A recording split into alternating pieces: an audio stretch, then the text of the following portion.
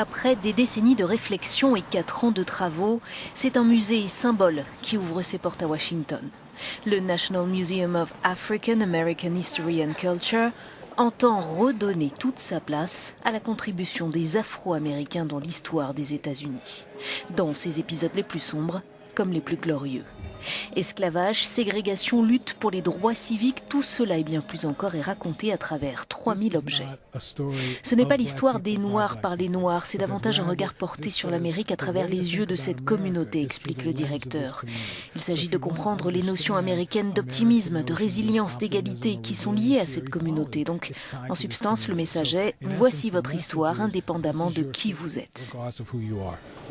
Le sport fait aussi partie de cette histoire et le musée y consacre la part qui lui revient, avec entre autres l'évocation du légendaire Mohamed Ali.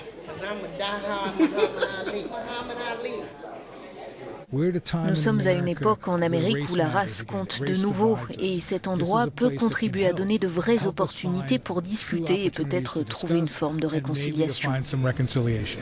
Impossible évidemment d'occulter l'actualité et les regains de tensions raciales à chaque bavure policière.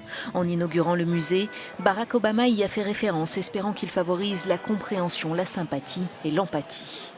Avec la Cadillac de Chuck Berry ou les claquettes de Sammy Davis Jr., c'est aussi l'immense contribution des Noirs à la culture américaine qui saute aux yeux. En plein cœur du National Mall, le musée espère attirer 20 000 visiteurs dès ce week-end.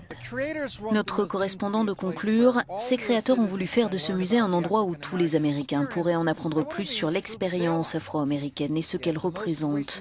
Pour autant, la mort de Noirs abattus par la police ajoute un nouveau chapitre à cette expérience et il est trop récent pour être exposé. Stefan Grobe, Euronews, Washington.